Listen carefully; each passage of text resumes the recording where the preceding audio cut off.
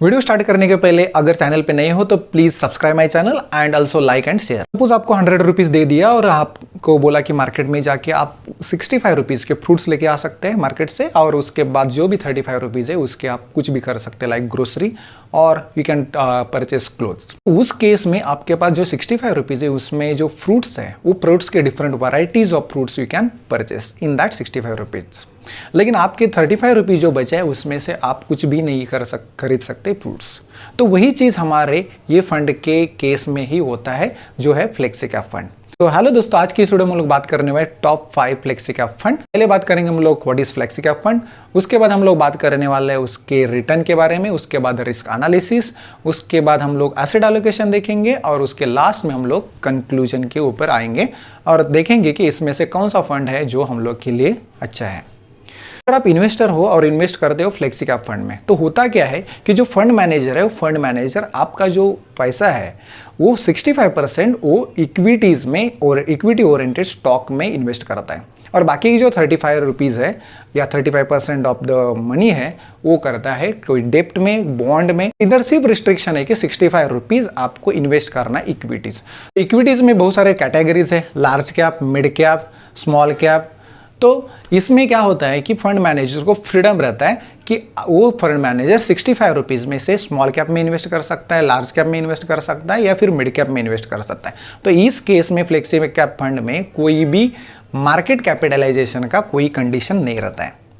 तो इसके लिए वो फंड मैनेजर को पूरा फ्रीडम रहता है कि where to invest that money. So इसीलिए इसको बोलते हैं active fund. Depends on the performance of the stocks और मार्केट कंडीशन।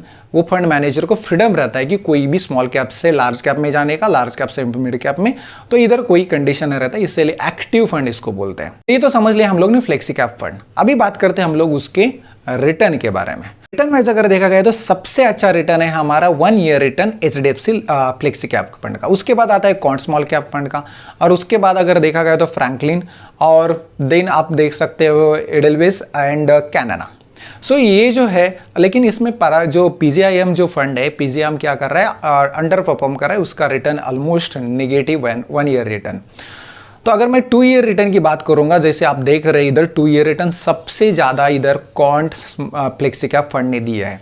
तो ऑलमोस्ट कितना दिया है, 38% रिटर्न दिया है 2 ईयर्स में। तो सेकंड हाईएस्ट रिटर्न आ रहा है हमारा HDFC फ्लेक्सी कैप फंड का। ये दो जो फंड है एक दूसरे के कॉम्पिटिटर है, क्योंकि 1 ईयर रिटर्न वाइज देखा गया तो HDFC अच्छा था, अगर 2 ईयर रिटर्न वाइज देखा गया तो क्वांट अच्छा है। अभी 3 ईयर रिटर्न वाइज अगर देखा गया तो 3 ईयर रिटर्न वाइज ऑलमोस्ट 40% दे रहा है हमारा क्वांट फ्लेक्सी कैप फंड, और हमारा HDFC लाइफ दे रहा है हमारा 22% ऑलमोस्ट रिटर्न, और बाकी के सारे ऑलमोस्ट वही रेंज में है। और लेकिन अगर 3 रिटर्न की बात करो तो PGIM बेटर परफॉर्म कर रहा है HDFC से, क्योंकि ऑलमोस्ट 26% ऑफ रिटर्न दे रहा है। अगर 5 ईयर रिटर्न की बात करूंगा तो सबसे अच्छा परफॉर्म कर रहा है हमारा क्वांट फ्लेक्सी कैप, वो ऑलमोस्ट 21% रिटर्न दे रहे हैं। उसके बाद अगर देखा गया तो 17% दे रहा है PGIM। उसके बाद अगर बात किया तो HDFC अच्छा दे रहा है। उसके बाद अगर देखा गया तो फ्रैंकलिन और बाकी सारे जो फंड है वो अच्छा परफॉर्म कर रहे हैं। लेकिन सबसे अगर इधर अच्छा देखा गया तो PGIM, HDFC और क्वांट जो है फ्लेक्सी कैप फंड वो अच्छा परफॉर्म करते हुए दिखाई दे रहे हैं। तो PGIM अंडर परफॉर्म क्यों कर रहा है उसके लिए मैं एक सेपरेट वीडियो बनाऊंगा, उसमें पूरा डिटेल एनालिसिस ऑफ PGIM आपको मैं दे दूंगा उस वीडियो में। तो रिस्क वाइज अगर देखा गया तो पहले देखते हैं हम लोग स्टैंडर्ड डेविएशन। स्टैंडर्ड डेविएशन हमेशा हमारा 20 to 25%, अगर 20 to 25 है इन फ्लेक्सी कैप फंड तो कंफर्टेबल होता है। अगर इधर देखा गया तो सबसे ज्यादा जो स्टैंडर्ड डेविएशन है वो 24.71 है, वो है हमारा HDFC फ्लेक्सी कैप का। उसके बाद अगर देखा गया तो हमारा फ्रैंकलिन और PGIM का है, एंड देन हमारा हमारा क्वांट और हमारा कैनारा रोबोको। तो स्टैंडर्ड डेविएशन हमेशा क्या करता है कि रेंज बताता है आपके रिटर्न का। अगर देखा गया तो सबका स्टैंडर्ड डेविएशन हमारा 20 to 25 है, तो अच्छा है, इसमें गेज नहीं कर सकते कौन सा हमारा फंड अच्छा है। उसके बाद बात करते हैं हम लोग Sharpe ratio and shorten ratio. Sharp and shorten ratio हमेशा अच्छा होना चाहिए, क्योंकि कभी भी अगर मार्केट के क्रैशिंग कंडीशन में हमारा फंड जो है, हमारा स्कीम जो है वो अच्छा परफॉर्म करना चाहिए, हमारा प्रोटेक्शन अच्छा मिलना चाहिए, उसके लिए हमारा sharp and short term ratio दोनों अच्छा होना चाहिए। तो वैसा देखा गया तो हमारा क्वांट जो फ्लेक्सी कैप फंड है उसका Sharpe ratio and short term ratio बहुत अच्छा है। तो इन एनी क्रिटिकल कंडीशन ये जो फंड है वो मैनेज करता है अपना रिस्क। उसके बाद अगर देखा गया तो पीजीआईएम का हमारा Sharpe ratio and short term ratio, protection wise हमारे लिए ये दोनों फंड अच्छे हैं। तो अब अभी बात करते हैं हम लोग बीटा रेशियो की। तो बीटा रेशियो क्या करता है कि बीटा रेशियो हमारा वोलेटिलिटी चेक करता है। तो जिसका भी बीटा रेशियो ज्यादा रहेगा उसमें फंड में हमारा वोलेटिलिटी ज्यादा रहता है। तो अगर इसमें देखा गया तो सबसे ज़्यादा एचडीएफसी का हमारा 1.04 दिख रहा है बीटा रेशियो। तो उसका मतलब है कि हमारा जो वोलेटाइल फंड है वो एचडीएफसी है। उसके बाद अगर बात किया तो सबसे कम हमारा जो बीटा रेशियो है 0.85 जो कैनरा रोबेको का है। और उसके बाद अगर बात किया तो क्वांट फ्लेक्सी का, वोलेटिलिटी को कंसिडर करके हमारा जो क्वांट फ्लेक्सी का फंड है वो अच्छा परफॉर्म करते हुए नजर आ रहा है। अभी हम लोग बात करते हैं हमारे अल्फा रेशियो के। तो अल्फा रेशियो क्या बताता है कि आपका अगर इंडेक्स फंड ने अगर 1 ईयर रिटर्न दिया है तो आपका फंड कितना रिटर्न देगा। तो देखा गया तो अगर 1 रुपीज इंडेक्स फंड दे रहा है तो हमारा क्वांट फ्लेक्सी का फंड 17.4 रुपीज एक्स्ट्रा दे रहा है।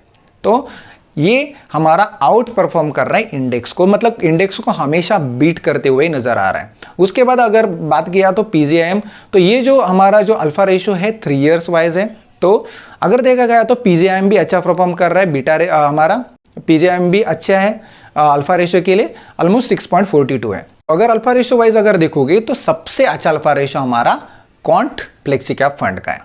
उसके बाद हम लोग बात करते हैं आर स्क्वायर के बारे में। तो आर स्क्वायर हमेशा बताता है कि आपका जो बीटा रेशियो है और अल्फा रेशियो है उसको लेके हमारा जो रिटर्न लाने का प्रोबेबिलिटी जो है वो कितना है। तो वैसे देखा गया तो इसमें सबसे अच्छा जो है कैनरा रोबेको का और हम लोग इधर एडलवेस का देख सकते हैं। ये दोनों फंड का हमारा आर स्क्वायर वैल्यू अच्छा है, मतलब ऑलमोस्ट ये हम लोग का जो रिटर्न दिखाई दे रहा था वो अच्छा वो दे सकते हैं। जो भी रिटर्न हम लोग ने देखा वो रिटर्न देने का प्रोबेबिलिटी इधर कैनरा रोबेको और हमारा एडलवेस में ज्यादा है। इसमें आर स्क्वायर वैल्यू जो है क्वांट फ्लेक्सी कैप फंड का 0.74 है। तो इसका मतलब है 74% चांसेस है कि यही रिटर्न आपको मिलेगा फ्यूचर में। तो ये जो रिटर्न का प्रोबेबिलिटी है ये हमारा आर स्क्वायर वैल्यू बताता है। उसके बाद हम लोग बात करते हैं उसके percentage of change in NAV. ये जो आप देख रहे हैं इसमें percentage of change in NAV जो लिखा है वो 52 वीक, इसमें 52 वीक लो और 52 वीक हाई कंसिडर करके ये सब हम लोग ने बनाया है। तो अगर मैं 52 वीक लो और 52 वीक हाई की अगर बात करूंगा तो उसमें सबसे ज्यादा जो चेंजेस आया है क्वांट फ्लेक्सी कैप फंड में आ गए। तो ऑलमोस्ट 34% हमारा 52 वीक लो से 52 वीक हाई तक हमारा ये स्कीम ने रिटर्न दिया है या फिर चेंज हुआ है। उसके बाद अगर बात करते हैं तो हमारा पीजीआईएम जो 52 वीक लो और 52 वीक हाई में ये डिफरेंस परसेंटेज वाइज चेंज बोल सकते हैं। तो पीजीआईएम का परसेंटेज वाइज अगर चेंज देखा गया ऑलमोस्ट 29% जो है हमारा पीजीआईएम का परसेंटेज चेंज आ रहा है हमारा 52 वीक लो और 52 वीक हाई का। तो इसमें सबसे ज्यादा जो आ रहा है हमारा परसेंटेज चेंज जो क्वांट फ्लेक्सी का फंड का है, क्योंकि ये जो फंड है अब अच्छा परफॉर्म कर रहा है तो 52 वीक लो और 52 वीक हाई में ज्यादा डिफरेंस है, इसीलिए हमारा परसेंटेज चेंज ज्यादा आ रहा है। हम लोग बात करते हैं उनके एसेट एलोकेशन। पहले बात करते हैं हमारे क्वांट फ्लेक्सी कैप फंड की। तो क्वांट फ्लेक्सी कैप फंड है उसमें आप देखोगे टॉप स्टॉक जो है अदानी पोर्ट है, उसके बाद state bank of India, ITC and then Kotak, ये हमारे टॉप होल्डिंग है। उसके बाद अगर मैं अलोकेशन बाय मार्केट कैप की बात करूंगा तो मार्केट कैप हमारा लार्ज कैप 70.39% है, देन मिड कैप में इन्वेस्टमेंट है 21.28, स्मॉल कैप में इन्वेस्टमेंट है 7.95। तो इसका मतलब ये जो क्वांट फ्लेक्सी कैप फंड है वो ज्यादा प्रेफर कर रहा है हमारे लार्ज कैप के स्टॉक्स के ऊपर, और उसके बाद मिड कैप और उसके बाद स्मॉल कैप।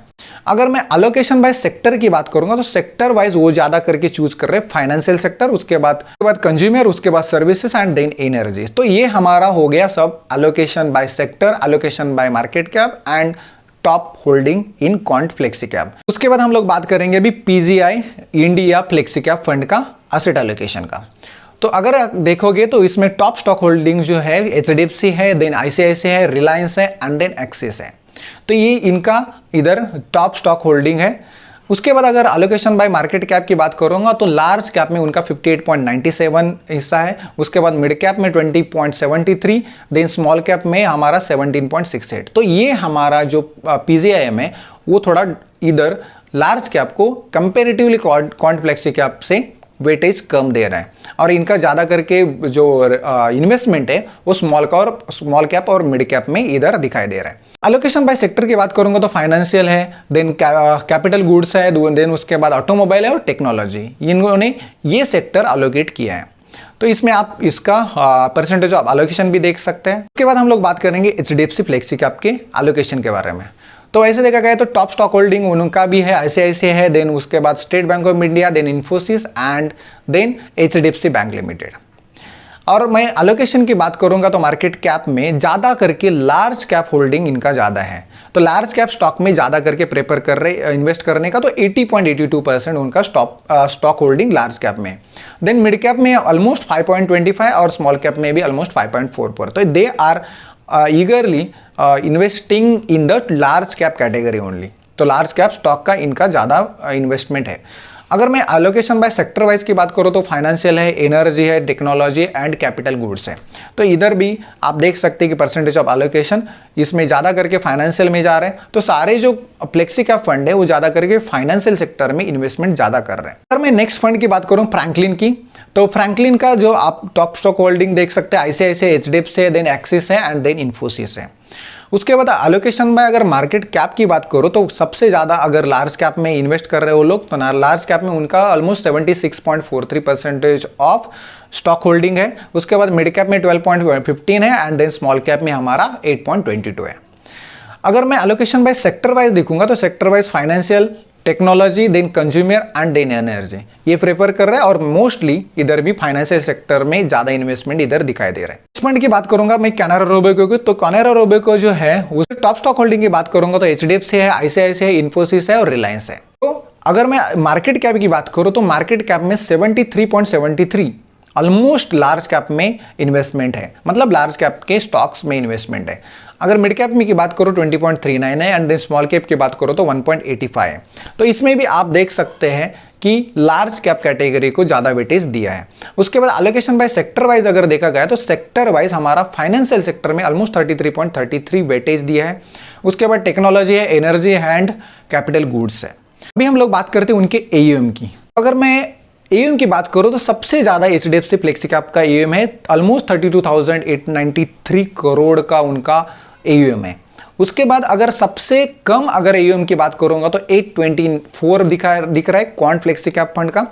तो लेकिन क्वांट फ्लेक्सी कैप फंड जो है वो एक्टिव फंड है, उसमें भले एयूएम कम होगा लेकिन वो जो फंड मैनेजर है वो एक्टिवली मैनेज कर रहा है उसका रिस्क, और उनके रिटर्न भी हम लोग को अच्छा दिखाई दे रहा है। तो जैसे जैसे वो फंड परफॉर्म अच्छा करेगा वैसे वैसे एयूएम भी उसका बढ़ेगा। अभी हम लोग बात करते हैं कि उनका कंक्लूजन के बारे में।